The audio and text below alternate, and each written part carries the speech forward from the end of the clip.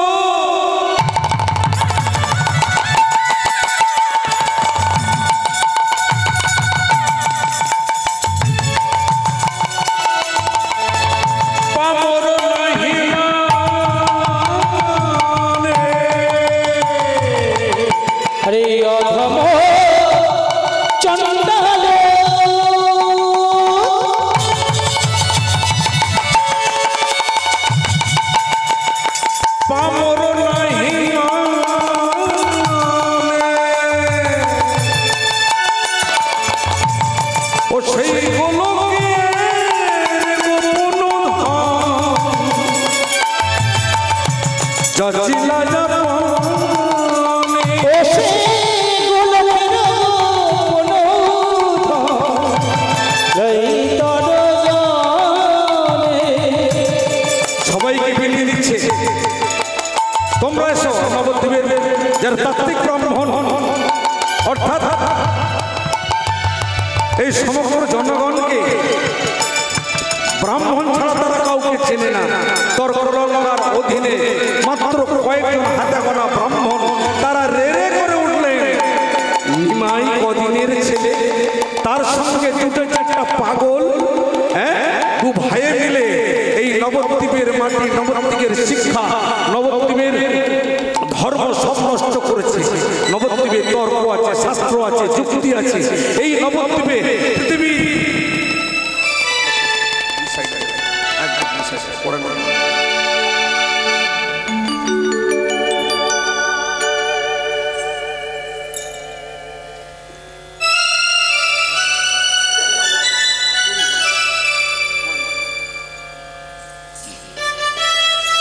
নবদ্বীপে শাস্ত্র আছে, পণ্ডিত আছে, তর্ক আছে, যুক্তি আছে। এই নবদ্বীপের মাটিতে পৃথিবীর সমস্ত শিক্ষার্থীরা এসে শিক্ষা গ্রহণ করে। আজও আছে নবদ্বীপের সংস্কৃত কলেজ, যে কলেজের প্রিন্সিপাল ছিলেন আমারই গুরুদেবের গুরুদেব, মানে আমার গুরুদেবের গুরুদেব স্বর্গীয় ব্রজেন পাঠক মহাশয়। আমি সেই পরম্পরা পেয়েছি। অনেক জনভাগ্য হয়তো জানি না আমার কি পূর্ব জন্মের সূত্র।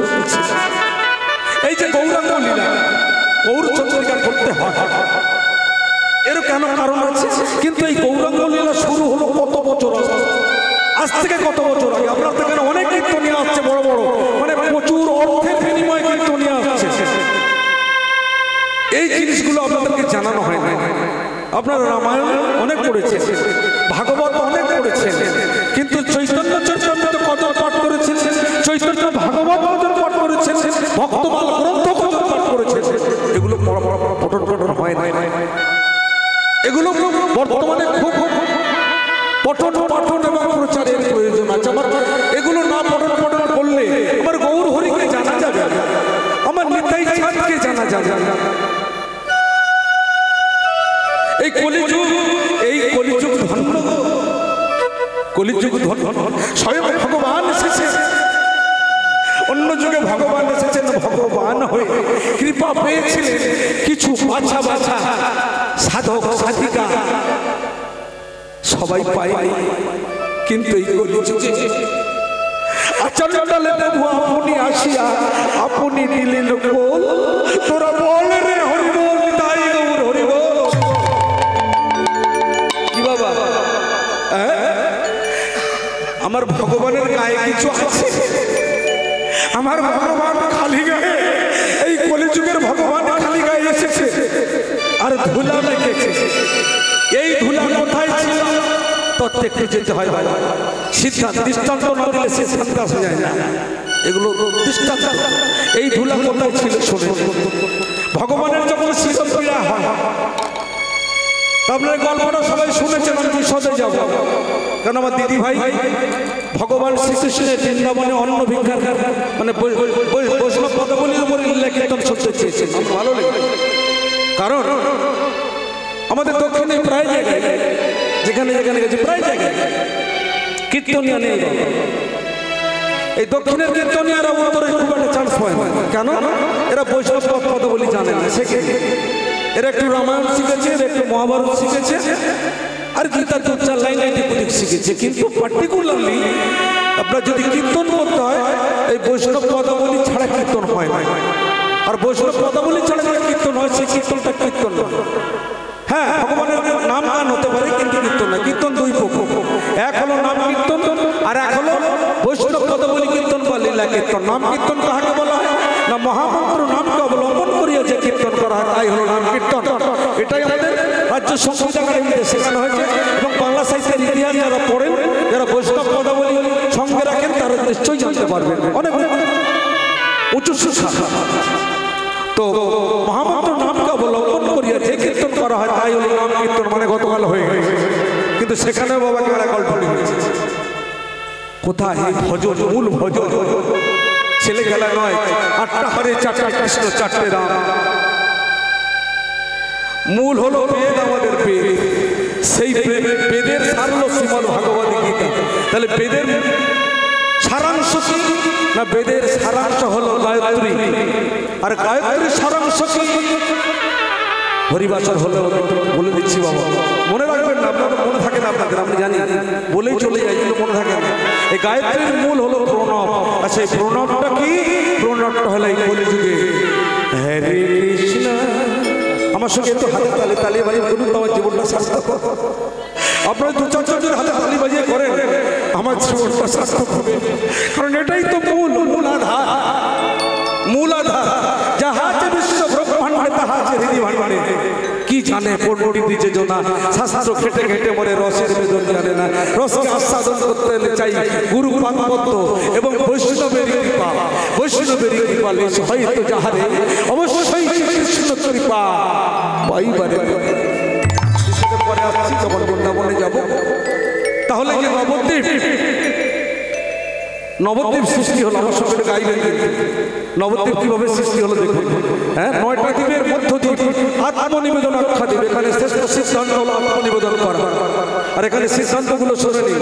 শ্রবণং কীর্তনং বিষ্ণু শরণং পাদ সেবনং অর্চনং বন্দনং দাস্য সাক্ষ্য আত্মনিবেদন। ভগবানের কাছে যতক্ষণ আত্মনিবেদন করতে পারছে, কি হবে? এই বাড়ি, এই গাড়ি, আত্মনিবেদনের প্রয়োজন। তাহলে লীলা কীর্তন কাকে বলা হয়? মধ্যযুগের বৈষ্ণবী গীতি কবিরা, ভালো করে শুনে নিন, মধ্যযুগের বৈষ্ণবী গীতি কবিরা যে গীত রচনা করিয়াছিলেন, সেই গীতকে অবলম্বন করিয়া যে কীর্তন করা হয়, তাহাই হল বৈষ্ণব পদাবলী কীর্তন বা লীলা কীর্তন। ছেলে খেলা জিনিস নয়। আমার ইচ্ছে হয়ে গেল আমি একটু কীর্তন আসরে একটা দুটো প্রমাণ শিখে নিয়ে নেমে গেলাম, না, সম্ভব না। তাই হচ্ছে হরিনামের বন্যা বয়ে যাচ্ছে বাবা, হরিনামের বন্যা বয়ে যাচ্ছে, হরিসভা প্রচুর হচ্ছে। আমি ছোটবেলা থেকে হরিনামের মধ্যে আছি, কিন্তু 46 বছর হয়ে গেল। তো কি বলবো, মানে এত হরিসভা হচ্ছে যে আমি মাঝে মাঝে স্টাফ খুঁজে পাই, কথা দিয়ে বসে থাকে, সেখানে সেখানে কথা দিয়ে বসে, সবাইকে যোগাযোগ করে নিয়ে এসে আবার চেষ্টা করে করতে হয়। ওই জন্যে গুরু পাদপদ্মটাই মূল জিনিস, গুরু প্রশস্তটাই মূল জিনিস। তাহলে বৈষ্ণবের কৃপা পেতে গেলে বৈষ্ণব পদাবলী লীলা কীর্তন শ্রবণ করতে হয়, তবে তো ভজন জানবে। ভজনটা যদি ঠিক ঠিক হয়, বাইরের ভোজনটা কমে যাবে, যেমন আমার হয়েছে। এ হরিনামের এত শক্তি আছে, supreme power in the world, আর পৃথিবীর মধ্যে সবচেয়ে শক্তিশালী হলো এই হরিনাম। আপনার প্রমাণ আজকে দেখুন, রাশিয়া, জাপান, ফ্রান্স, আমেরিকা, শুধু তাই নয়, মুসলিম যে কান্ট্রিগুলো আছে, মুসলিম যে দেশগুলো আছে, সৌদি আরব, সবচেয়ে মুসলিমের মূল জায়গা, সেই সৌদি আরবের রাজা আমাদের রাম মন্দিরে কত কোটি টাকা দান করেছে জানেন? আমাদের ভারতীয় মুদ্রায় 50,000 কোটি টাকা দান করেছে। নিতাই গৌর হরিবল হরিবল। তিনি শুনতে আসছেন না? শক্তি আছে, নামে শক্তি আছে। আসলে দেশের সিং বাজার কলকাতায় গেলে অমলেট হয়ে যায়। হরে কৃষ্ণ। হ্যাঁ, এখানে তার নাম ডিম বাজার, কলকাতায় গেলে নামটা পাল্টে যায়, ভালো ওটা অমলেট। হরে কৃষ্ণ। বাবা কি তাই তো? তো কৃপা পেতে হবে। আমাদের কাছে এসেছেন ভগবান, নিজে এসেছেন। ভাবছেন যে ভগবান নবদ্বীপ ছেড়ে চলে গেছে? না, যায়নি। 9টা দ্বীপের মধ্য দিয়ে ভগবানের মাথায় ব্যথা হয়েছিল দাপর যুগে। গোলক বৈকুণ্ঠে ভগবান আছেন, মাথা ব্যথা হয়েছে, দেবঋষি নারদ এসেছে। বলছে প্রভু আপনি এমন করছেন কেন? বলছে আমার শিরোপীড়া হচ্ছে। শিরোপীড়া হচ্ছে। দেব বৈদ্য কত রকমের আছে, তারা সবাই এলেন, কিন্তু কেউ ঠিক করতে পারলেন না, বুঝতেই পারলেন না। অবশেষে ব্রহ্মলোকে গেলেন, ব্রহ্মার কাছে। হ্যাঁ, বললেন আমার দ্বারা হবে না। শিবলোকে গেলেন, শিব বললেন আমার দ্বারা হবে না। যতগুলো লোক আছে সব লোকগুলো ঘুরলেন, দেবঋষি নারদ হলো না। ঘুরে এলেন মলিন বদনে, বললেন প্রভু আমি ব্যর্থ মনোরথে ফিরে এসেছি। তাহলে তুমি তো আসল জায়গায় যাওনি। বলে কোথায়? পরে মর্ত ধামে যাও। কোথায়? না বৃন্দাবনে। বৃন্দাবনে কি আছে? না বৃন্দাবনে ওখানে যারা আমায় ভালোবাসে, প্রাণাধিক ভালোবাসে, তারা আমার জন্য সব কিছু, নিজের প্রাণ পর্যন্ত বিসর্জন দিতে পারে, তারা এত ভালোবাসে। তাই হ্যাঁ আপনি আদেশ করুন, আমি তাহলে যাবো। তাদের পায়ে ধুলো না আনবে। আমার এই মস্তকের ব্যথা বা শিরোপীড়া সারাবার একমাত্র ওষুধ হলো ওই ব্রজগোপীদের পায়ে ধুলো। দেবঋষি নারদ বিনা জানতে তান করতে করতেই বৃন্দাবনে উপস্থিত হলেন। সর্বত্রই বিরাজমান ছিলেন দেবঋষি নারদ। ইচ্ছাময়, উনি ইচ্ছাময় ছিলেন। ভগবানের 24টা অবতার, সেই 24 অবতারের মধ্যে দেবঋষি নারদ একজন। এসেছেন, দেখছে ব্রজের ব্রজগোপীরা সব কৃষ্ণ নামে মত। হ্যাঁ, তাদের মাঝখানে দেবঋষি নারদ বলছে ওগো তোমরা তো ব্রজের ব্রজগোপী, তা এই ভগবানের শিরোপীড়া হয়েছে, তা তোমরা একটু ওই তোমাদের পায়ে ধুলো দেবে। সঙ্গে সঙ্গে তারা বললেন ও ভগবানের শিরাপীড়া হয়েছে, অর্থাৎ ভগবান অসুস্থ, বেশ তুমি তোমার ওই গায়ের কাচুলি খুলে দাও, আমরা নিশ্চয়ই দেব। এবার এক এক করে ব্রজের ব্রজগোপীরা ওই দেবঋষির পাতা কাপড়ের ওপরে পা ঝেড়ে ঝেড়ে দিয়ে দিয়েছে। ধুলো আর কতটুকু হবে? ধুলো কত হয়? যখন ধুলো আর কতটুকু হবে? ধুলোর কত ভারী? দেবঋষি অবজ্ঞ অবহেলা ভরে ওই মুড়ে নিয়ে আর বাম হাত দিয়ে তুলতে গেছে, কিন্তু তুলতে পারবে কেন? শ্রীমদ্ ভাগবত গীতার মধ্যে সিদ্ধান্ত হচ্ছে ভূমির ওপর নলখম্বনমূর্তি রে বচ অহংকারমেতে বিভিন্ন প্রকৃতির অষ্টধা। এই 8টা প্রকৃতি আছে, তার মধ্যে অহংকার প্রধান। আর সেই অহংকার দেবঋষির মধ্যে প্রবেশ করে গেছিল, তুলতে পারছেন না। আচ্ছা তোমরা কাজ করো, ধুলো তো দিলে, আমি তো তুলতে পারছি না, তোমরা একটু কৃপা করে তুলে দাও। তা ব্রজগোপীরা ললিতা এসে বাম হাত দিয়ে সঙ্গে সঙ্গে ধুলোটা মাথায় তুলে দিয়েছে। মাথায় তো যেই তুলে দিয়েছে ওজন বাড়তে শুরু করেছে, আরম্ভ হয়ে গেছে ওজন বাড়া। একদম দেবঋষি খুব কষ্টে কোনো ক্রমে, কারণ স্তর আছে, এটা মর্তলোক আর ঊর্ধ্ব লোকে আছে গোলক বৈকুণ্ঠ। তাহলে তাকে যেতে হবে, সে যাচ্ছে বটে, কিন্তু মস্তকে তো ভাব। ওই প্রভুর নাম করতে করতে গিয়েই একদম প্রভুর সামনে বললেন প্রভু আর আমি পাচ্ছি না, ঘর ভাক্ত হয়ে গেছে, ক্লান্ত পরিশ্রান্ত, আর আমি পাচ্ছি না। আরে আমি তো সুস্থ হয়ে গেছি। প্রভু হাসছেন। আপনি হাসছেন প্রভু? আপনি এনা অসুস্থ বলে আমাকে বৃন্দাবনে পাঠালেন, আপনি হাসছেন? আমি সুস্থ হয়ে গেছি। তাহলে ধুলোটার কি হবে?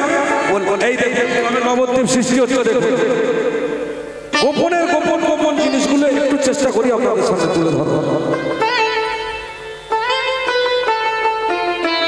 এই ধুলোগুলো নিয়ে তুমি গঙ্গার তীরে যাও, গঙ্গার তীরে শূন্যে দাঁড়িয়ে আর তুমি এই ধুলো 9 বার ছড়িয়ে দেবে, 9 বার ছড়িয়ে দেবে, 9 বার ছড়িয়ে দেবে। দেব ঋষি নারদ সেই ব্রজগোপীদের পায়ের ধুলো নিয়ে 9 বার ছড়িয়ে দিলেন। আর কোথায় পড়লো? নবদ্বীপের ভাগীরথী গঙ্গা এপাশে ওপাশে মিলিয়ে 9টা স্থানে পড়লো। আর সেই 9টা স্থানের নাম হলো নবদ্বীপ। নিতাই গৌর হরিবল হরিবল হরিবল। তাই নবদ্বীপকে বলা হয় নববৃন্দাবন। ওই দূরে যদি যেতে অসুবিধা হয় একবার কাছে যাবেন, এখানে গেলেই হবে। কেন? দুহু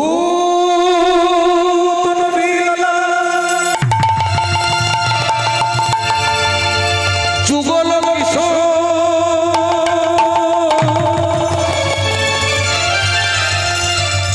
নদিয়া নবদ্বীপে আইলেন প্রভু।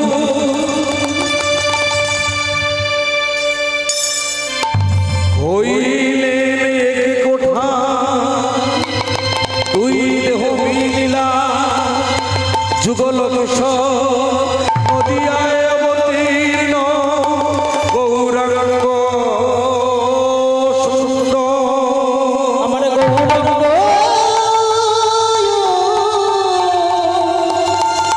গৌরাঙ্গ সুন্দর। এই হলো আমার গৌর হরি। আমাদের পশ্চিমবাংলায় অনেক জায়গা ছিল, সেখানে এলেন না কেন? আর এই বাংলার মাটিতে এলেন কেন? এই বাংলার বঙ্গ, এই বঙ্গের বাবার নাম কি, বঙ্গের মায়ের নাম কি, খুব জানার প্রয়োজন আছে। এই বঙ্গটা হলো বৈষ্ণবের মাটি। কে কোন বৈষ্ণব? তাহলে শুনে নিন। হিরণ্যকশিপুর পুত্রকে প্রহ্লাদ মহারাজ, সেই প্রহ্লাদ মহারাজের নাতি হলো বলি, বিরোচনের পুত্র। প্রহ্লাদের পুত্র বিরোচন, বিরোচনের পুত্র হলো বলি। এই বলির 2 জন স্ত্রী ছিলেন, কিন্তু সন্তানাদি ছিল না। প্রথম স্ত্রী তার নাম হচ্ছে সুদেশনা। এই সুদেশনা নিঃসন্তান ছিলেন। তখন অন্ধমুনি একজন অন্ধমুনি নেটে আছে, দেখবেন ভাগবত শুনবেন, ভাগবতের মধ্যে পেয়ে যাবেন। এগুলো ভাগবত পাবেন, কীর্তনে পাবেন, কীর্তনে ক্যাসেট দিলে পাবেন না। বাংলাদেশে যে সমস্ত ভাগবত, বাংলাদেশে যে সমস্ত হায়ার এডুকেটেড পার্সন ভাগবত পাঠক যারা আছে এদের কাছে পাবেন। কীর্তনের মধ্যে পাবেন না, কারো কাছে এখন আমি শুনিনি, এখানে পাবেন, নেটে দিয়েছি। তো সুদেশনা, তাহলে বলির স্ত্রী, প্রথম স্ত্রী সুদেশনা নিঃসন্তান ছিলেন। সেই সময় একজন অন্ধ ঋষিকে রাজা বলি বাঁচিয়েছিলেন, সমুদ্র বক্ষ থেকে, জল থেকে বাঁচিয়েছিলেন। তাই প্রাণ যখন বাঁচিয়েছিলেন, তারই বিনিময়ে চলে যাওয়ার আগে, রাজপ্রাসাদ ত্যাগ করবার আগে বললেন, মহারাজ আপনি আমার প্রাণ বাঁচিয়েছেন, তার বিনিময়ে কিছু তো চান। আমি সাধু সন্ত, তা আপনাকে কিছু দিতে পারলে আমার ভালো লাগবে। বললেন, মহারাজ মহাযোগী তপস্বী পরমেশ্বর সাধুজি, আপনি কি দেবেন আমায়? আমার তো সব আছে, শুধু অভাব একটাই, কি না এই যে সম্পত্তি, এত সম্পত্তির মালিক হওয়ার মতো কেউ নেই, অর্থাৎ আমি নিঃসন্তান। মুনিবর কর্ণে হাত দিয়ে বললেন, চিন্তা করবেন না, মাতা সুদেশনাকে আমার কাছে পাঠান। মাতা সুদেশনা এলেন। মাতা সুদেশনার সর্বস্বর্ণ অলঙ্কার বললেন, মা তোমার গায়ে থেকে সমস্ত অলঙ্কারগুলো খুলে ফেলবেন, বসন থাকুন। মুনির ঋষির কৃপা পেতে গেলে হাতে সোনা দানা গহনা নিয়ে হবে না। আর চারটা কথা বলি, আপনারা তীর্থক্ষেত্রে যান, কম বেশি জান তো, সাধু সঙ্গ করে, সাধুর কাছে বসেন না, দূর থেকে সাধু কাটা পড়ে যাবে, প্রণাম করে চলে আসে না, 10 টাকা 20 টাকা 50 টাকা দিয়ে চলে আসে, হবে না, এটা হয় না। সাধু সঙ্গ সর্বশাস্ত্রে মাত্র সাধু সঙ্গ সর্বসিদ্ধি হয়। সাধু কারা? সাধু তারাই যারা নিষ্কিঞ্চন বৈষ্ণব, তাদের অবস্থান তীর্থক্ষেত্রে। এই গঙ্গাসাগর আসে দেখবেন অনেক ল্যাংটা সাধু, নাগা সাধু আসেন, তাদেরকে মানুষ অবজ্ঞা করে, অবহেলা করে। কারণ আমাদের বর্তমানে পাশ্চাত্যের আদব কায়দায়, পাশ্চাত্যের শিক্ষায় শিক্ষিত হয়ে আমরা কি করছি? এদেরকে অবহেলা করছি না। এ অপরাধ রাখার জায়গা নেই। সাধুদের নিন্দমন্দ শোনার কথা, তারও একটা কারণ আছে, কিন্তু আমরা কি জানি কে সৎ কে অসৎ? সাধু সাধুই, তিনি যাই হন না কেন আমার কাছে উনি সাধু। সাধুকে প্রণাম না করলে, শ্রদ্ধা না করলে ভগবান খুশি হবে। ভগবানের জগৎ সংসারে সাধু গুরু রূপে, বৈষ্ণব রূপে তিনি আমাদের সামনে বিরাজমান। আমরা অন্ধ, চোখ থাকতে অন্ধ। কারণ ওই পাশ্চাত্য শিক্ষায় শিক্ষিত হয়ে আদব কায়দায় মানে রপ্ত করে আমরা কি করেছি? পণ্ডিত্য ফলাচ্ছি, পণ্ডিত হয়েছে। তাই শাস্ত্র বলছে কি জানে পণ্ডিত যে জনা, শাস্ত্র ঘেটে ঘেটে মরে, রসের বেদনা জানে না। ওই আমার রাধা কৃষ্ণ প্রেম রসামৃত, গৌর নিত্য আনন্দ রসামৃত, পঞ্চতত্ত্ব রসামৃত, বৈষ্ণব রসামৃত, ব্রাহ্মণ রসামৃত, শাস্ত্র সাধু রসামৃত যদি আমরা করতে না পারি, আমাদের সব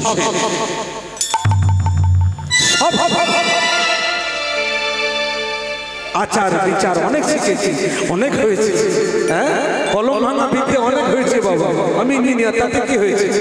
10 তারিখের ইঞ্জিনিয়ার, চাকরিটাই ছেড়ে দিলাম, এখন পেনশন শুরু হয়নি। ওর মধ্যে কি আছে? ওর মধ্যে চাকরি পয়সা আছে, ভালোবাসা নাই, আনুগত্য নাই, প্রেম নাই, ভক্তি নাই। ভক্তি আছে কোথায়? এই হরিনাম সত্য, গুরু নাম সত্য, তাই সম্বল ব্রহ্মপথের সাথ। এ কথা বলেছিলেন আমার স্বয়ং মহাপ্রভু। তখন জানেন সন্ন্যাস নিয়ে চলে যাবেন, ঠিক সন্ন্যাসের আগে মা শশী ঠাকুর বললেন, ভাই সন্ন্যাস দেওয়া ছাড়া তাকে তোর কোনো গতি নাই, আমি কিছু ব্যবস্থা করে দেব। এটা তো তুই নববৃন্দাবন করে নিয়েছিস, করে ভাই এখানে থেকে তুই হরিনাম কর, হরিনাম শোনা। প্রভু বললেন, মাগো আমাকে যে যেতেই হবে জীবের উদ্ধারের জন্য। আমি চলে না গেলে, আমি নবদ্বীপ থেকে দূরে না গেলে এরা আমায় চিনতে পারবে না, এরা হরিনামকে গ্রহণ করতে পারবে না, হরিনামকে আস্বাদন করতে পারবে না। এরা কুতর্ককারী হয়ে পড়েছে, তাই এদের মধ্যে প্রেম সম্পূর্ণ বিতরণ হয়নি। আমি চলে যাওয়ার পরে আমার অদর্শনের জ্বালা, আমার অদর্শনের জ্বালা এরা যেদিন অনুভব করতে পারবে, সেদিনই এরা আছাড় খেয়ে পড়বে। তাই বলছি মা, হরিনাম সত্য, গুরু নাম সত্য, সম্বল করো পথের সাথ। হরিনাম সত্য, গুরু নাম সত্য, সম্বল করো পথের সাথ। হরিনাম সত্য, গুরু নাম সত্য, সম্বল করো পথের সাথ। হরিনাম সত্য, গুরু নাম সত্য, সম্বল করো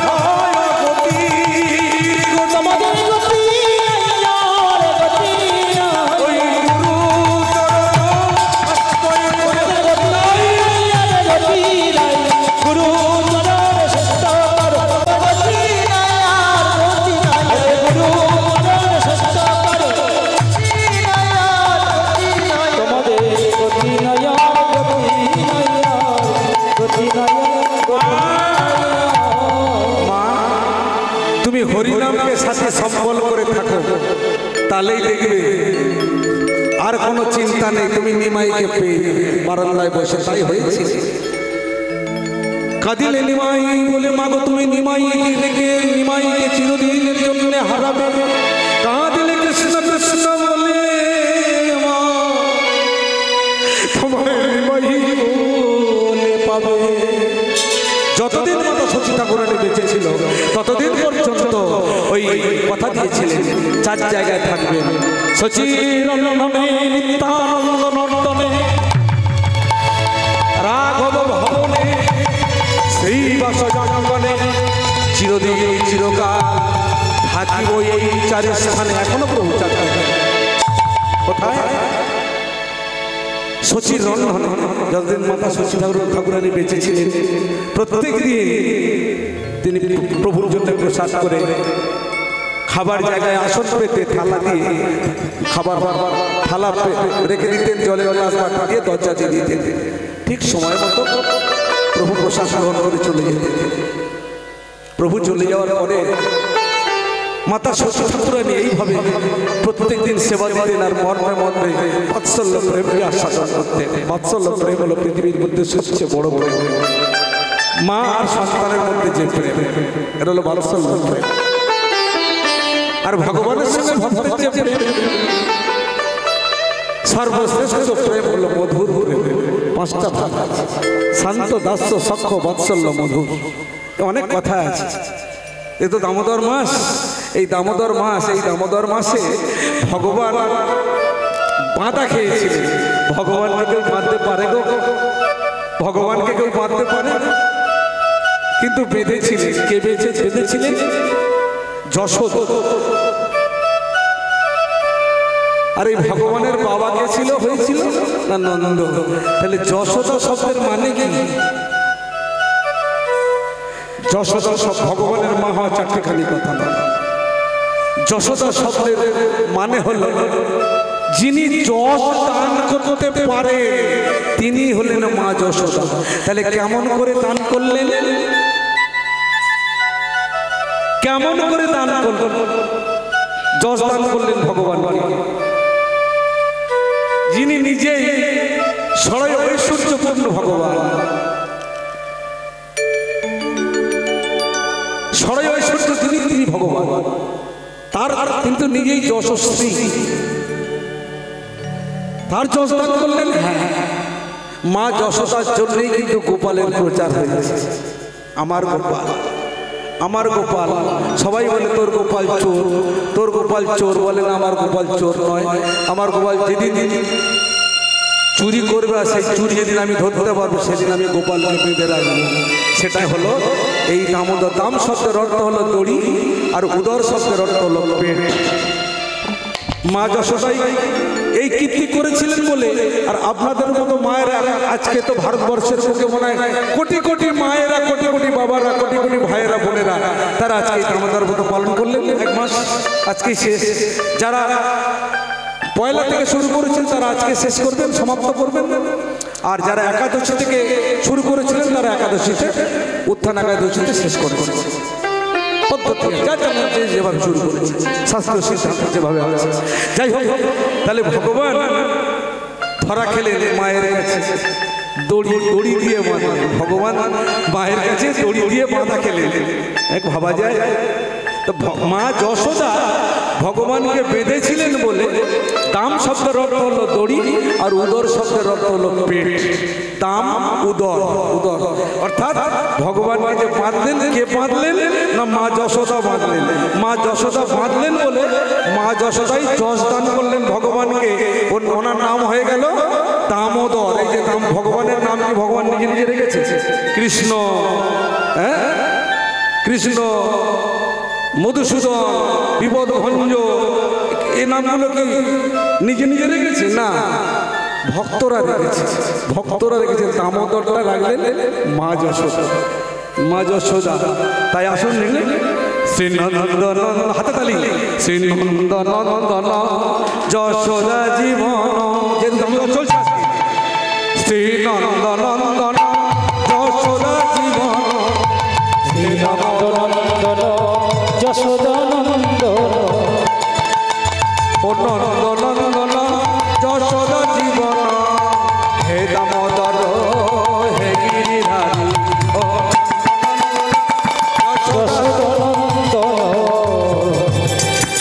নন্দনন্দন যশোদা জীবন। হে দামোদর, হে গিরিধারী, নন্দনন্দন যশোদানন্দন, হে দামোদর, হে গিরিধারী, নন্দনন্দন যশোদা জীবন। হে দামোদর, হে গিরিধারী, নন্দনন্দন যশোদানন্দন, হে দামোদর, গিরিধারী। তোমার না জানি ভজন, না জানি পূজন, না জানি ভজন, না জানি পূজন। কৃপা করো হে মুরলীধারী, নন্দনন্দন যশোদা জীবন হে দামোদর হে গিরিধারী নন্দনন্দন যশোদনন্দন হে দামোদর হে গিরিধারী নন্দনন্দন যশোদনন্দন হে দামোদর হে গিরিধারী নন্দনন্দন যশোদনন্দন হে দামোদর হে গিরিধারী বলো নন্দনন্দন যশোদা জীবন হে দামোদর হে গিরিধারী শ্রী নন্দনন্দন যশোদনন্দন হে দামোদর হে গিরিধারী নন্দনন্দন যশোদনন্দন হে দামোদর হে গিরিধারী বলুন ভগবান শ্রীকৃষ্ণ কি জয় ভগবান দামোদর কি জয় মা যশোদা কি জয় এখনো কিন্তু আমরা বৃন্দাবনে ঢুকিনি যেহেতু দামোদর মাস লীলা প্রসঙ্গে কথাটা এসে গেছে তাহলে আমার গৌর হরি আজকে সুরধনী গঙ্গার ঘাটে লীলায় যেতে হবে লীলায় যেতে হবে মানে বিষয়বস্তু মূল বিষয়বস্তু আজকে আমার গৌর হরি কিন্তু খেলছেন এই কলিযুগে এই কলিযুগে খেলা কি খেলা হরি নামের খেলা হরিনাম খেলা ছাড়া ভগবানের আর কোনো খেলা নাই হরিনাম ছাড়া কোনো খেলা নাই আমরা সাধারণ মানুষ যদি হরিনামটাকে খেলা ভেবে অর্থাৎ ভজন রূপ কায়দায় যদি আমরা আস্বাদন করতে পারি তাহলে আমাদের জীবনও ধন্য হবে একদম বাস্তব হবেই হবে কি করতে হবে না ভজনটা বেশি করে করতে হবে ভোজনটা মানে খাওয়াটা কমাতে হবে ভোগে দুর্ভোগ ত্যাগে শান্তি ভোগে দুর্ভোগ ত্যাগে শান্তি তাহলে গৌর হরি আজকে কি করছেন হরি নামে মাতোয়ারা আছেন কোথায় সুরধনী গঙ্গার তীরে আর বৈষ্ণব কবি বলছেন তোরা আয় তোরা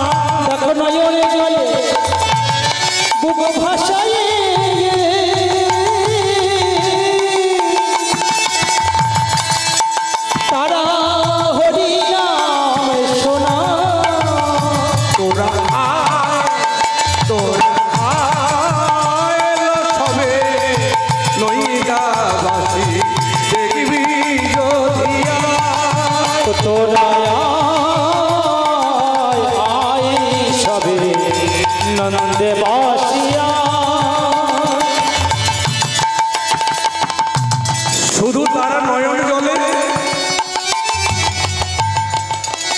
দুবাহু তুলে নাচিয়া বেড়ায় না হরিনাম গায় শুধু তারা গায় না ও গোজারে দেখে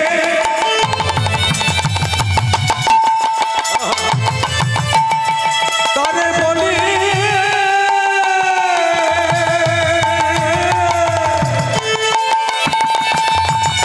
নিতাই নন্দের দিন ধরি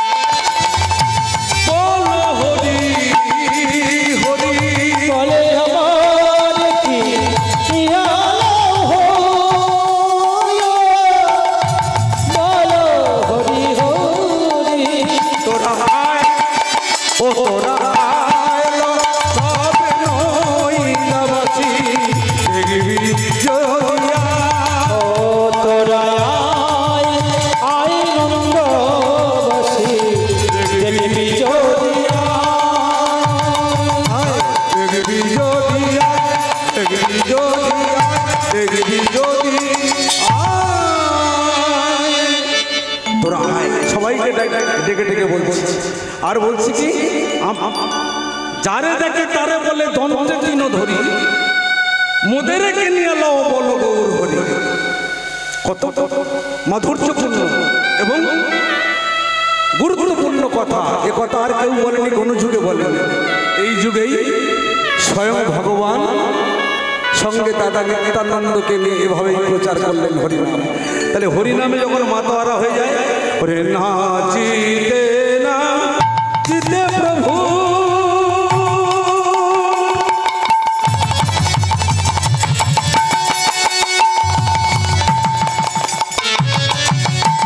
শুক্লাম্বর গৃহে আইলা, ওরে নাচিতে না চিতে প্রভু,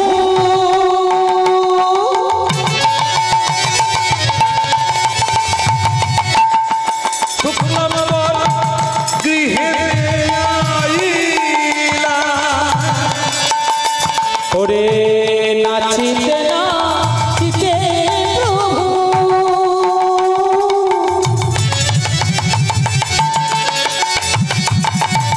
শুক্লার ঘিরে আইলা, আরে শুক্লাম্বর শুক্লাম্বর বলি, আজ প্রভু অন্ন মাগিলা, আর শুক্র বলি, অন্ন মাগিলা। বলো শুক্লাম্বর, শুক্লাম্বরে একবার তুমি বাহিরে এসো, বলে একবার তুমি বাহিরে এসো, একবার শুক্লাম্বর বাহিরে এসো, বলে একবার তুমি বাহিরে এসো। শুক্লাম্বর বলে নবদ্বীপে একজন নিষ্কিঞ্চন বৈষ্ণব ছিলেন। সেদিনকে প্রভু আর অন্য কারো ঘরে গেলেন না। নিষ্কিঞ্চন বৈষ্ণব শুক্লাম্বর, তার সংসার ধর্ম হয়নি, ব্রহ্মচারী। নিষ্কিঞ্চন বৈষ্ণবের কাছে প্রভু সবার কাছে যান না, হাত পাচ্ছেন গৌর হরি, হাত পাচ্ছেন, কারো কাছে চান না। এই যে ভিক্ষা, অন্ন ভিক্ষা, এই ভিক্ষাটা হলো আমাদের জীবনের, মানব জীবনের অভিষেক, আবার আছে। তাহলে অভিশাপটা কখন হয়? অভিশাপটা কখন হয়? কত্তাল ঠুকে সবার বাড়ি যান, মহাপ্রভু বলছেন, আমি নয়, সবার বাড়ি যান, নাম শুনিয়ে চলে যাবেন, চাইবেন না। ওমা, এই দৃষ্টান্তগুলো দিতে আমার খুব খারাপ লাগে, কারণ আমি কোনো নিন্দা করি না, কিন্তু কি যত কিঞ্চিত তুলে ধরতে হয়। চাইতে নেই, নাম শুনিয়ে চলে যান। সত্যি যদি আপনি নামের মতো নাম শোনাতে পারেন, সেই ব্যক্তির হৃদয়ে লেগে যেতে পারেন, সেই ব্যক্তির ভালোবাসার পাত্র হয়ে যেতে পারেন, নিষ্কিঞ্চন বৈষ্ণব হয়ে যেতে পারেন, তাহলে মানুষ আপনা হতেই আপনাকে ডেকে দান করবে। এটা হলো আশীর্বাদ। কিন্তু যারা দিনের পর দিন, শুধু তো এখানে আমাদের গ্রাম বাংলায় বা আমরা যেখানে বসতি করি এখানে কম, এখানে কোনো একটা উপলক্ষে আসে, এটা ঠিক আছে, উপলক্ষ ছাড়া আসে না। কিন্তু বিশেষ করে বিভিন্ন তীর্থক্ষেত্রে যাবে, তীর্থক্ষেত্রে যাবে, গিয়ে দেখবেন ভণ্ডামি কয় প্রকার এবং কি কি। বৃন্দাবনের অবস্থাও খুব খারাপ বর্তমানে, সে তুলনায় নবদ্বীপ অনেক ভালো আছে। অনেক মায়েরা খুব কষ্ট করে বৃন্দাবনে আছেন, সব কিছু দান করে দিয়েছেন, সহায় সম্বল বলতে যা কিছু ছিল গ্রাম বাংলায় সে বিক্রি বাটা করে সব দান করে দিয়েছিলেন। কিন্তু জানেন তাদের দশা কলিযুক্ত, এই কলিযুগ ঘটনাগুলো ঘটবে। কলিযুগে 2 নম্বরই মালের দাম বেশি, এই কলিযুগে এগুলো হবে। কিন্তু তবু অত কষ্টের মধ্যে বৃন্দাবন ছাড়েনি কেন বলুন? তারা যে প্রেমময়ী রাধারানীকে ভালোবেসেছে, ভগবান কৃষ্ণকে ভালোবেসেছিলেন, ব্রজগোপিকাদের ভালোবেসেছিলেন, বৃন্দাবনের মাটিকে ভালোবেসেছিলেন। আর বৃন্দাবন শব্দটাই শ্রবণ করে সেই বৃন্দাবনের সঙ্গে প্রেম করে ফেলেছে। কষ্ট হচ্ছে কিন্তু বৃন্দাবন ছাড়ছে না। আমি বলি কি ভগবান তাদের কৃপা করবেই করবে। মানে ওই কান্তিক ভক্তি, এই ভক্তির প্রগাঢ়তা তাদের আছে, তাই তার বৃন্দাবনে এখনো ভিক্ষা করে হলেও এদের ভিক্ষা ঠিক আছে। কারণ এরা এরা সবকিছু দান করে নিঃস্ব হয়ে গেছে, তবু বৃন্দাবন ছাড়েনি। ভগবানের প্রসাদ লাগানোর মতো অবস্থা নেই, তাই ভিক্ষা করে প্রসাদ লাগায়। তাহলে কিছু কিছু ক্ষেত্র আছে আশীর্বাদ, আবার কিছু কিছু ক্ষেত্র আছে অভিশাপ। বিশেষ করে কলিযুগে একটু সাবধান করে দেওয়া দরকার। আমরা যদি আমরা কীর্তনিয়া বা যারা ভাগবত পাঠক, আমাদের উপর অনেকখানি দায় করতে যায় এই সমাজকে সংস্কার করা। অর্থাৎ এই সমাজকে সংস্কার করতে গেলে আগে নিজের সংস্কার করতে হবে। স্বামী বিবেকানন্দ বলছে, আমার মনের গুরু, ছোট্টবেলা থেকে উনি আমার মনের গুরু, ওনারই আদর্শ অনুপ্রাণিত হয়ে আমি পরবর্তীকালে আমার গৌর হরির রাস্তায় চলে নিজেকে সংশোধন করতে হবে। নিজের সংশোধন না করলে হরি সবাই দাঁড়িয়ে মাইক মুখে পেয়ে বড় বড় কথা বলে দেওয়া উচিত নয়। আমার গৌর হরি দেখিয়ে দিয়ে গেছেন কিভাবে ভিক্ষা করতে হয় আর কিভাবে হরি নামের দ্বারা শত্রুকেও বশ করতে হয়। বহু প্রমাণ আছে। জগাই বাঁধাই, চাপাল গোপাল, মলয় চাঁদ কাজী, রাজা রামচন্দ্র খান। শুধু তাই নয়, পণ্ডিত, পৃথিবী বিখ্যাত পণ্ডিত কেশব কাশ্মীরি, দিগ্বিজয়ী পণ্ডিত আমার মহাপ্রভুর কাছে গঙ্গা স্তোত্র ব্যাকরণ ছাড়াই বলে দিলেন। আর মহাপ্রভু একসঙ্গে 100 শ্লোক বললেন, হুড় হুড় করে বলে গেলেন। 5 মিনিটের সময় লাগলো না, গঙ্গা স্তোত্র 5 মিনিটের মধ্যে বলে দিলেন। তাহলে ওমা বলুন তো, কারোর কাছে যদি 5 মিনিটের মধ্যে 100 শ্লোক সংস্কৃত শ্লোক বলা হয়, কারোর মনে থাকবে? একটাও মনে থাকবে? একটা শব্দ মনে থাকবে? কারো থাকবে না। কিন্তু স্বয়ং মহাপ্রভু তো ভগবান, সর্বজ্ঞাত অন্তর্যামী, উনি অহংকার ভরে কি করলেন? মহাপ্রভুর কাছে মহাপ্রভুকে পরাস্ত করবেন বলে যখন ব্যাকরণ ছাড়া ওই গঙ্গা স্তোত্র মহাপ্রভুর কাছে বললেন, প্রভু বললেন, গোসাই সব ঠিক ছিল, আরো সুন্দর হতো যদি আপনি ওই গঙ্গা স্তোত্রের মধ্যে ব্যাকরণগুলো যোগ করতেন। অবাক হয়ে গেল, আরে সর্বনাশ, আমি এই 5 মিনিটের মধ্যে 100 গঙ্গা স্তোত্র 5 মিনিটের মধ্যে গড়গড় করে বলে দিলাম। আর এইটুকু একটা ছেলে আমার ভুল ধরছে, সত্যি তো আমি ব্যাকরণ ছাড়া গঙ্গা স্তোত্র বলেছি। প্রভু বললেন, শুনেন, এবার আমি কি বলছি শুনুন। স্বয়ং মহাপ্রভু ওই 5 মিনিটের মধ্যেই গঙ্গা স্তোত্র শোনালেন ব্যাকরণ দিয়ে, সংস্কৃত ব্যাকরণ দিয়ে শোনালেন। তখন কেশব কাশ্মীরি প্রভুর ভাই আচারকে বললেন, আগে বলেছি যদি আমাকে হারাতে পারো তাহলে আমি তোমার কাছে শিষ্য হয়ে যাব, আমি শিষ্যত্ব গ্রহণ করব। আর তোমাকে যদি আমি হারাতে পারি, তোমাকে আমি গুরু বলে স্বীকার করতে হবে। ফিরে গেলেন মাসায় ফিরে গিয়ে ওনার কণ্ঠে মা সরস্বতী মাথা থাকতেন। মাসায় গিয়ে মা সরস্বতীর কাছে চোখের জল ফেলে বলছে, মা গো, তুমি এমনটা কেন করলে? আজকে তুমি আমার জীব ভাই কেন বসলে না? আজকে কেন জীব ভাই বসলে না? মা সরস্বতী বলছে, কাশ্মীরি, এসব কাশ্মীরি, কি করে বসি বল? ওরে, তুই যার সম্মুখে গেছিলিস তর্ক যুদ্ধ করতে, সে যে আমার গুরু রে, সে যে আমার গুরু। ওই গুরুর মন্ত্র নিয়ে আমি তো সারস্বত কৃপা জগজীবকে করি। ওরে বল, আমি আমার গুরুকে ছোট করতে পারবো? গুরুকে ছোট করা উচিত নয়, গুরু নিন্দা শ্রবণ করা মহাপাপ। কেশব কাশ্মীরি, তোর সর্ব অহংকার চূর্ণ করে দিয়েছে আমার মহাপ্রভু। তুই যা, এখনই যা, এখনই যা, গিয়ে তার কাছ থেকে, তার কাছে শিষ্যত্ব গ্রহণ কর।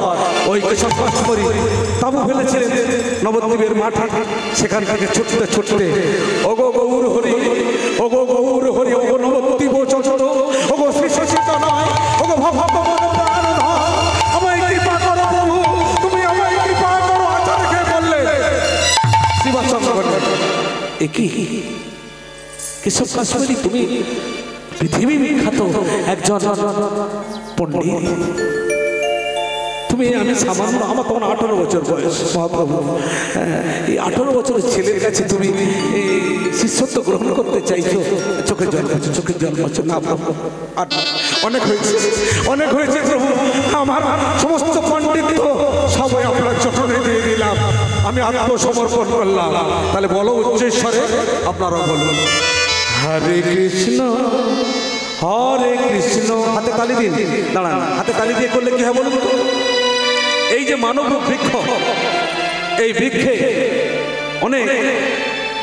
অনেকগুলো পাখি আছে। কটা পাখি জানেন?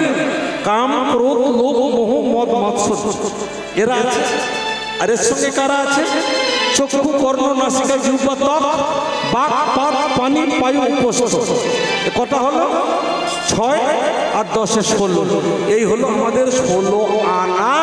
নিতাই গৌর হরি বল, হরি বল। হাতে তালি দিলে কি হবে? এই যে পদগুলো এরা ধারণ করে, হাতে তালি দিয়ে হরি নাম করলে, প্রভুর নাম করলে, মহামন্ত্র নাম করলে, হাতে তালি দিয়ে এই তালের তালে তালে তালির আওয়াজে এরা সবাই আমার প্রভুর অনুগত হয়ে যাবে। তাই আসুন, হরে কৃষ্ণ হরে কৃষ্ণ, কৃষ্ণ কৃষ্ণ হরে হরে, হরে রাম হরে রাম, রাম রাম হরে হরে। কৃষ্ণ হরে কৃষ্ণ, কৃষ্ণ কৃষ্ণ হরে হরে, হরে রাম হরে রাম, রাম রাম হরে হরে। হরে কৃষ্ণ হরে কৃষ্ণ, কৃষ্ণ কৃষ্ণ হরে হরে, হরে রাম হরে রাম, রাম রাম হরে হরে। কৃষ্ণ হরে কৃষ্ণ, কৃষ্ণ কৃষ্ণ হরে হরে, হরে রাম হরে রাম, রাম রাম হরে হরে। হরে কৃষ্ণ হরে কৃষ্ণ, কৃষ্ণ কৃষ্ণ হরে হরে, হরে রাম হরে রাম, রাম রাম হরে হরে। হরি বলো হরি বলো হরি বলো ভাই, হরি নাম ছাড়া জীবের আর গতি না। হরি বলো হরি বলো হরি বলো ভাই, হরি নাম ছাড়া জীবে আর গতি না। হরি বলো হরি বলো হরি বলো ভাই, হরি নাম ছাড়া জীবের আর গতি না। হরি বলো হরি বলো হরি বলো ভাই, হরি নাম ছাড়া জীবের আর গতি না। হরি নামে কৃষ্ণ নামে বড়ই মধু, আগো হরি নাম কৃষ্ণ নাম বড়ই মধু। আরে হরি নাম কৃষ্ণ নামে বড়ই মধু, হরি নাম কৃষ্ণ নাম বড়ই মধু, হরি নাম কৃষ্ণ নাম বড়ই মধু, হরি নাম কৃষ্ণ নাম বড়ই মধু। এই জন কৃষ্ণ ভজে, আইরে এই জন কৃষ্ণ ভজে, সে বড় চতুর। হরে কৃষ্ণ হরে কৃষ্ণ, কৃষ্ণ কৃষ্ণ হরে হরে, হরে রাম হরে রাম, রাম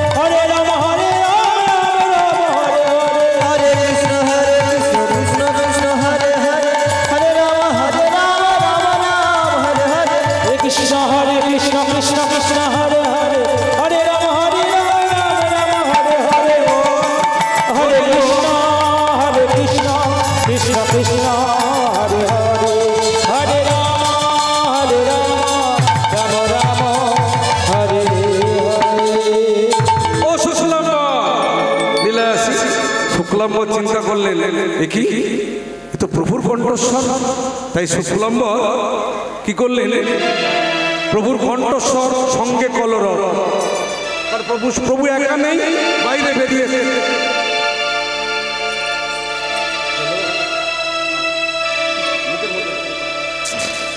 বেরিয়ে এসে দেখছেন কি প্রভু, বাহ, সঙ্গে ভক্ত, অগণিত ভক্তমণ্ডলী।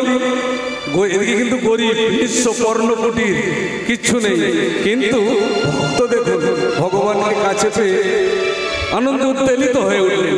তিনি খুব খুশি হলেন, প্রভু তুমি আমার দুয়ারে এসেছো, হ্যাঁ আমি খুব খুশি হয়েছি। আচ্ছা প্রভু তুমি করুণাময়, তুমি বাঞ্ছা কল্পতরু। আমি জানি এই নবদ্বীপের মাটিতে কত ধনী লোক আছে, তাদের গৃহে না গিয়ে প্রভু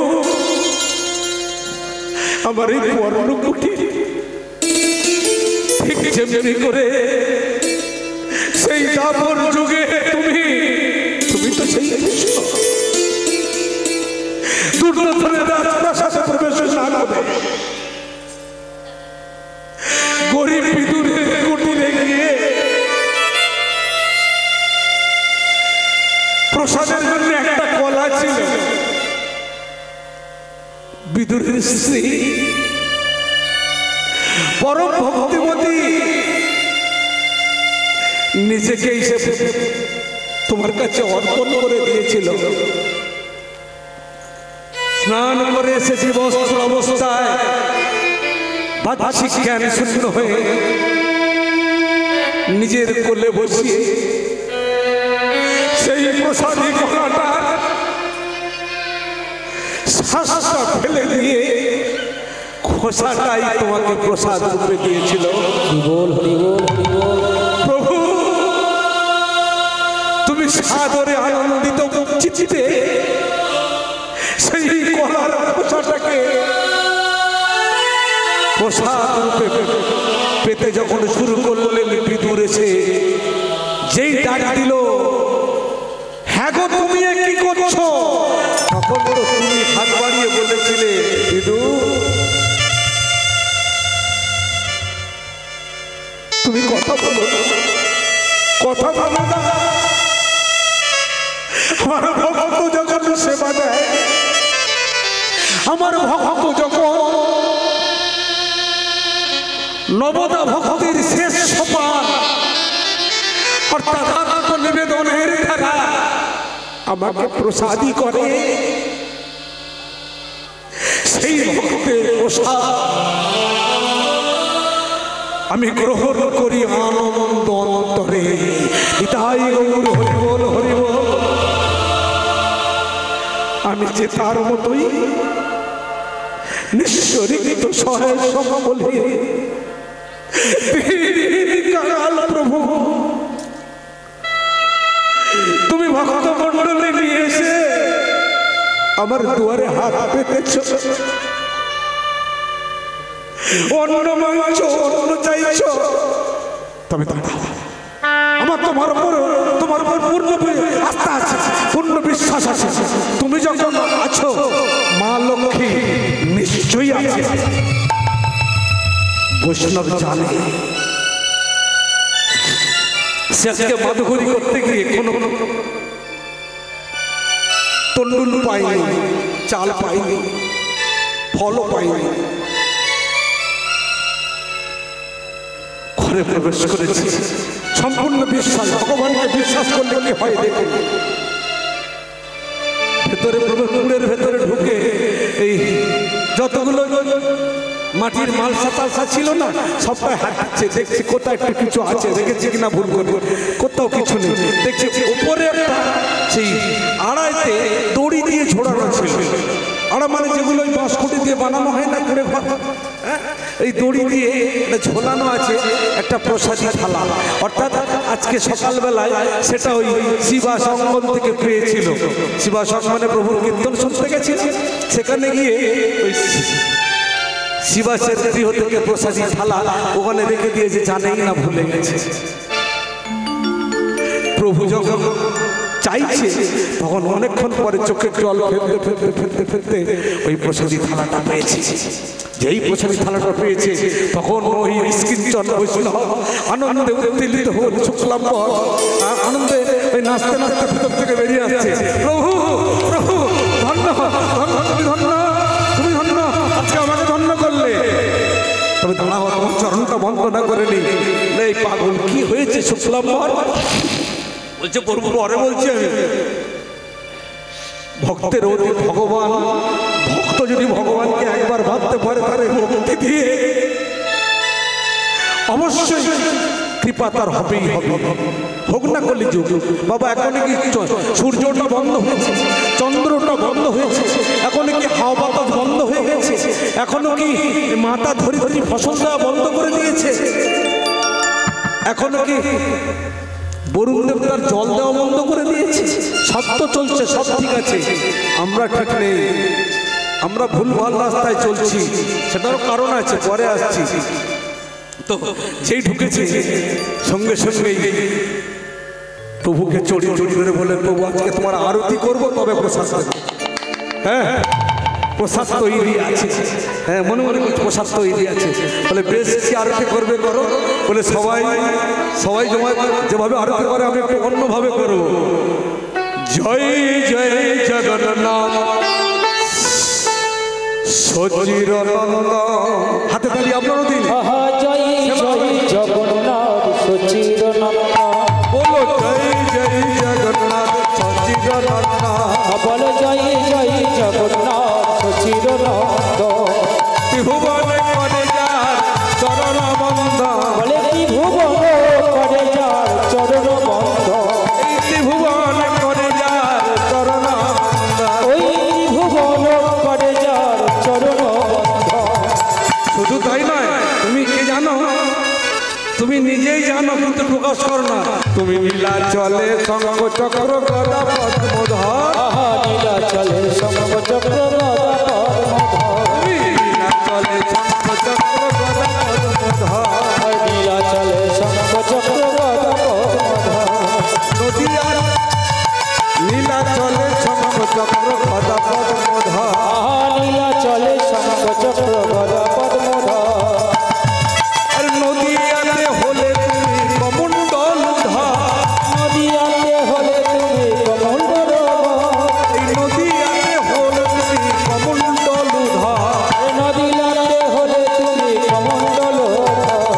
কেহ বলে তোমায়, কেহ বলে তোমার, কেহ বলে পুরবেতে রাবণ বধিলা, কেহ বলে পুরাবেতে রাবণ বধিলা। কি বাবু ঠিক বলছি তো? ঠিক বলছো, হ্যাঁ? কেহ বলে পুরবেতে রাবণ বধিলা, আরে গোলকের বৈভব লীলা এই কলি যুগে প্রকাশ করিলা, আরে গোলকে গোল করিলা কলিযুগে প্রকাশ করিলা। এই গোলকের বৈভব লীলা কলি যুগে প্রকাশ করিলা। গোলকে বৈভব লীলা প্রকাশ করিলা। সবচেয়ে বড় কথাটা কি জানো? বলে বড়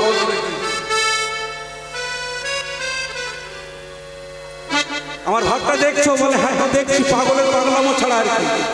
আমি তো পাগলামি দেখার জন্যই তোমার গৃহে এসেছি, যখন এসেই যখন পড়েছি তুমি পাগলামিটা দেখি। শিরা ধারে ভাবে এবে গোরা যাবো, শিরাধারে ভাবে এলে গোরায় ভাবে এবে গোরা যাবো, শিরাধারে ভাবে এলে গোরায় শিরা ধারে ভাবে এবে গোরা যাবো। ভাবে এলেন গোড়ায় অবতার। শুধু তাই নয়, আরে কলির জীবকে উদ্ধার করবো বলে হরে কৃষ্ণ নামে গৌর করিলা প্রচার, হরে কৃষ্ণ নাম গৌর করিলা প্রচার।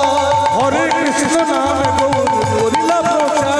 ওই হরে কৃষ্ণ নাম গৌর করিলা প্রচার।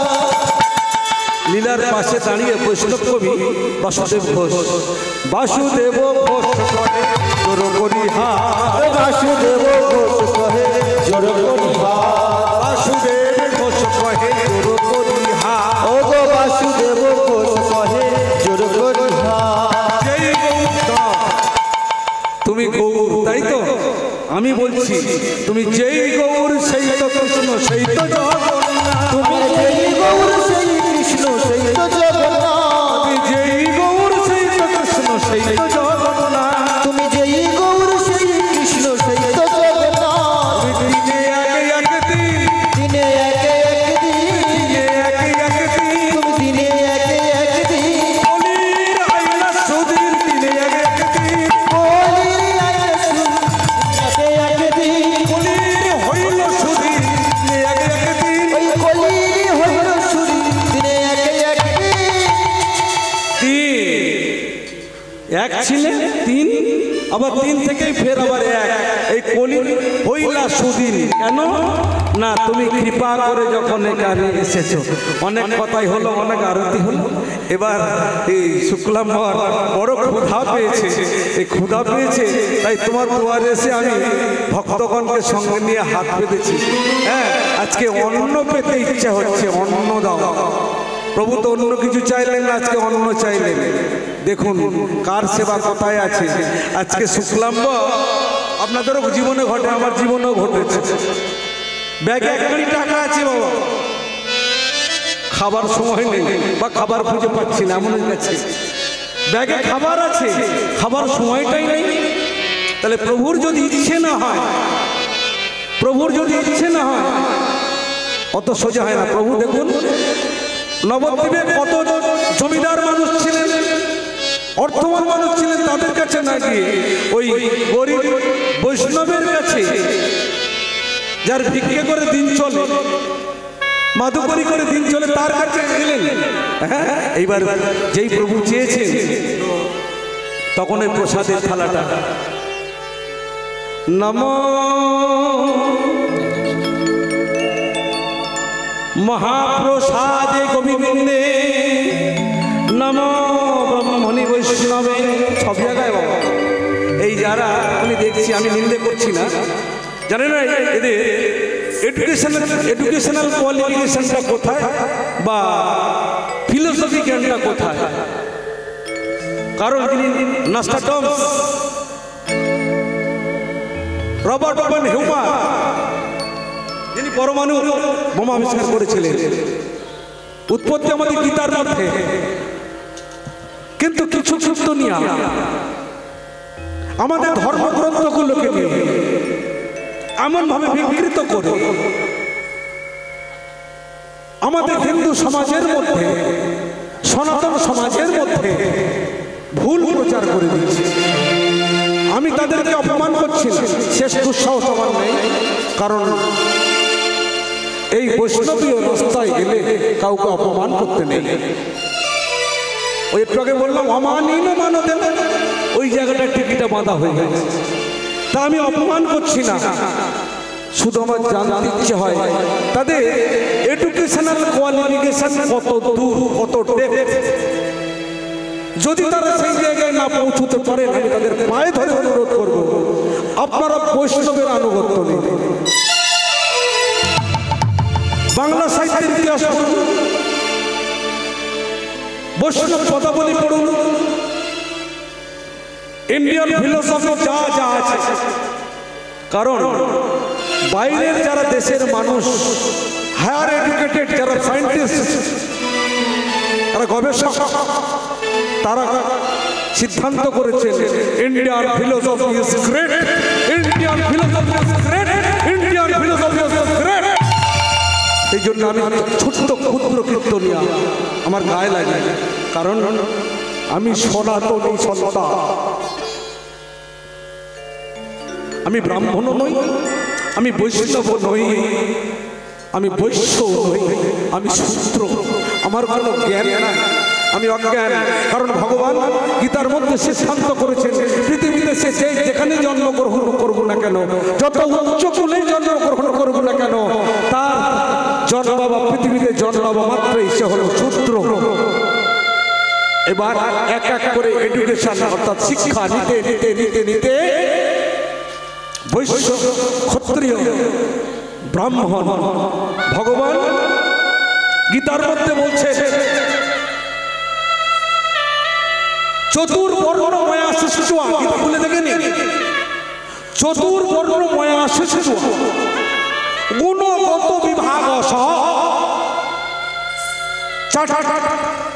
চারটে বর্ণ আমার থেকে সৃষ্টি, আমি সৃষ্টি করি, চারটে ভাগ আমি করি।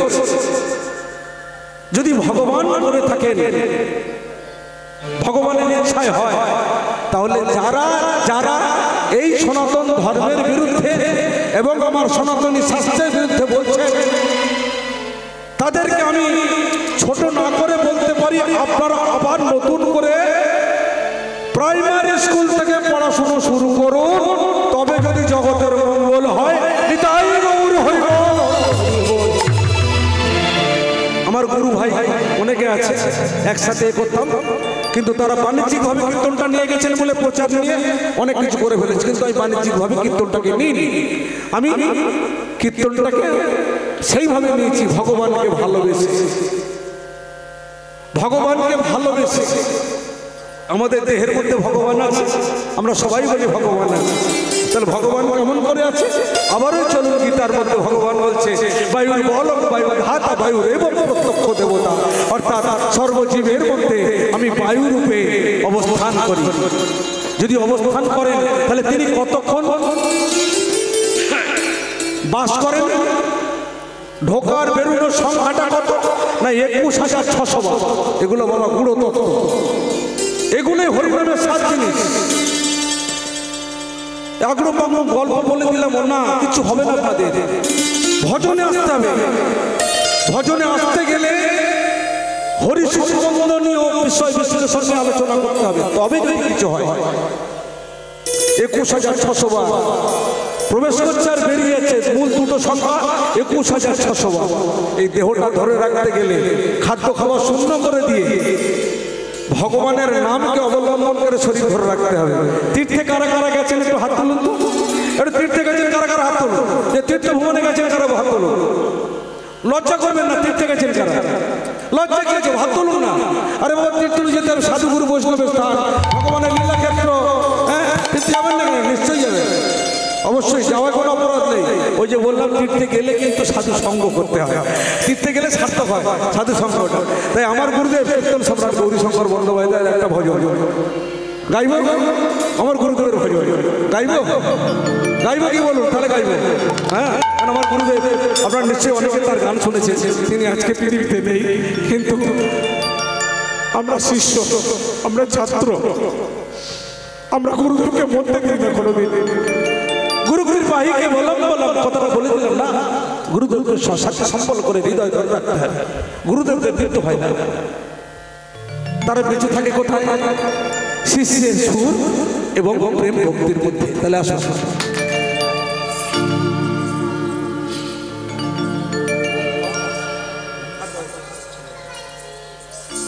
ওরে যারে লাগিত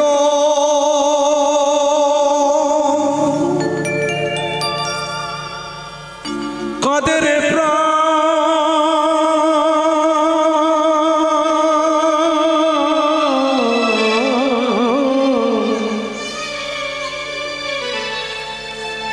সেই তো ভগবান,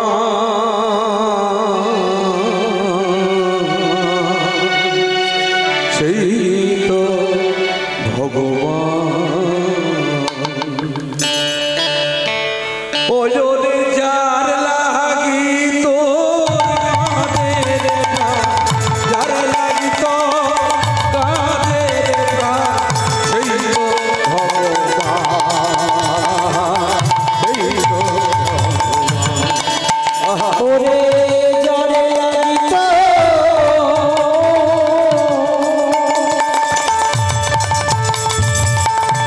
কাদের